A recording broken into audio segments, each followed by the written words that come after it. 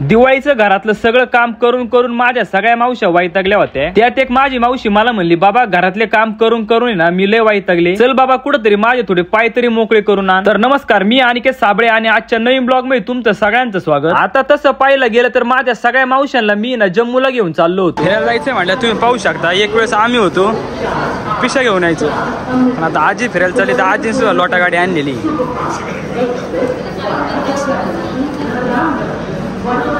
दिल्लीच्या स्टेशन वरती थांबल्यावर आमच्या चौऱ्यांच्या पोटाला लागली भूक। मग काय आमच्या चौऱ्यांनी चालता चालता एका हातगाडीला भेट दिली आणि त्यात आमचे चौरे म्हणजे असा माणूस लोकांकडे पैसे ठेवायला पाकिट असते, पण आमचे भाऊसाहेबांना घरून येतानाच पैसे ठेवायला डायरी घेऊन आले होते। नेमकी ही डायरी त्यांनी त्यांच्या स्वतःचा हिशोब ठेवण्यासाठी आणली होती का त्यांच्या हायकोर्टाने हिशोब घेण्यासाठी दिलती हे समजत नव्हतं। पण आपल्याला काय खर्च चौऱ्यांचा आहे आणि पोट आपले म्हणले आपणच सुट्टी देत नसतो। चौऱ्यांनी घेतलेला चाना चुना आम्ही पोटभर खाऊन घेतला आणि पुढे ट्रेनचा प्रवास चालू झाला। आता ट्रेनचा प्रवास म्हणल्यावर तुम्हाला तर माहिती तोंडाच्या सगळ्यांचा खारा शेंगदाणा होता आणि त्यात काहींचे तोंड पण असे आहेत ना, म्हणजे एकदम खाऱ्या शेंगदाण्यापेक्षा डेंजर। आणि त्याचबरोबर पहिल्या सीटावर बसलेले दोन बैठे तुम्ही पाहू शकता, म्हणजे ट्रेन मध्ये बसल्यापासून या दोघांचे एकदम तारा तुटलेले आहे। आणि आता आपलं स्टेशन जवळ आले म्हणले आमच्या सगळ्या कार्यकर्त्यांनी बॅगा भरायला चालू केलं। आता तुम्ही म्हणता रेल्वेत तुम्हाला काय काम नव्हतं, मग तुम्ही नेमक्या बॅगा कशासाठी खोलल्या होत्या? आता तुम्हाला क्लिअर आणि स्पष्ट भाषेत सांगायचं म्हणलं तर एक वेळेस ना माझ्या मावश्या कमी मेकअप करतील, पण आमच्या कार्यकर्त्यांना ना त्यांच्या दुप्पट मेकअप लागतो। आणि आमच्या कार्यकर्त्यांनी ना घरून येतानाच मेकअप करण्यासाठी एक आरसा घेऊन आले आणि कार्यकर्ते दिवसभर आरशा समोर असते। मग नेमके यांनी ट्रेन मध्ये चालता चालता एखादं ब्युटी पार्लर खोललं काय?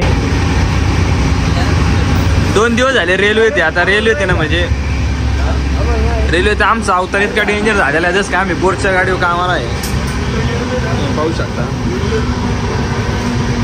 वैतागलेले म्हणजे बोरच्या गाडी लोक कामाला आहे, आमच्यापेक्षा भारी दिसतील, त्यापेक्षा डेंजर आमचा अवतार झालेला आहे।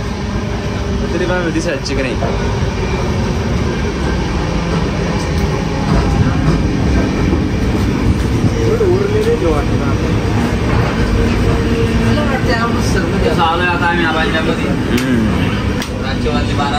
बघा, पहिले घरचे पंखे बंद केले तर वैताग आलाय ना घर निघल्यावर। एक तर पंजाबी लोकांची खीर खायला एकदम भारी असती आणि त्यात एक आमचा पोटावर पडलेला कार्यकर्ता काय म्हणतोय ते पा। कोणाची? त्यांची खीर बिरले भारी असती, इकडं आम्हाला घरचे खीर देत नाही, त्यांचीच खीर आणायची इकडं नाही का आल्यावर।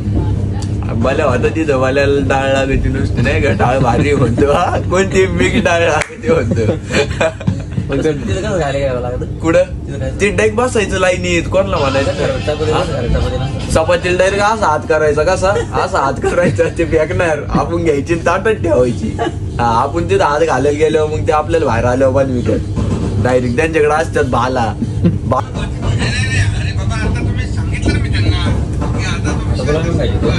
आता गुलाबजाम खायचे जाऊन बघा आता मग।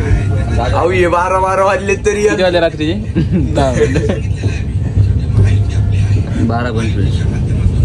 12-25 झाले तरी यांच्या पोटांनी अजून कावळे गोकाचे ते काही तर गुलाबजाम खायची। अहो इकडे यांनी पिशीभर किलो वेळी आणले आहेत।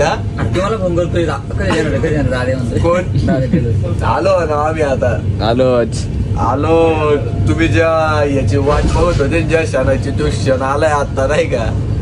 आम्ही अवघ्या काही 10 मिनिटांमध्ये तुमच्या समोर असणार नाही का, खूप मोठ्या संख्येने। आणि अवतार तर असं आहे मला, बोरच्या गाडी आमच्या भारी आईचे बोरवाले बरे। आता काही आता आलं नाही, हे बघ ही अशी जनता आहे आमची। 5 मिनिटं काय व्हायचं ते आता कवर रातभर बोलतो, दिवसभर याच्यासाठी जास्त बोलावं नाही। पंजाब मध्ये अमृतसर नावाचं स्टेशन आलं। सगळ्या मावशांना घेऊन आम्ही स्टेशनच्या खाली उतरलो आणि स्टेशन वरती उतरल्यानंतर आमच्या कार्यकर्त्यांचा ट्रेन मध्ये बसून अवतार असा झाला होता जस काय सगळे कार्यकर्ते पाण्याच्या बोरच्या गाडीवरतीच कामाला आहे। मनातल्या मनात म्हणलं हॉटेलवरती गेल्यानंतर या सगळ्या कार्यकर्त्यांना ना आपल्याला पाण्याने आणि विटाने घासून काढावं लागेल, कारण खिडकीच्या कडेला बसून काळे पण एवढे झाले जसे कर्नाटकचे माणसं आहेत। आणि तुम्हाला तर माहिती आपल्या ट्रिपचं नियोजन म्हणजे एकदम काट्यावर असते। आम्हाला अमृतसरच्या स्टेशन वरती येऊपर्यंत आपली गाडी बाहेर येऊन उभी राहिली होती। मग काय गाडी जवळ पोहोचल्या सगळ्या मावशांनी गाडीच्या डिकीत त्यांच्या बॅगा टाकल्या आणि पुढल्या दिशेने प्रवास चालू केला। जर आजचा तुम्हाला ब्लॉग आवडला असेल तर लाईक करा, कमेंट करा आणि शेअर करायला विसरू नका। धन्यवाद।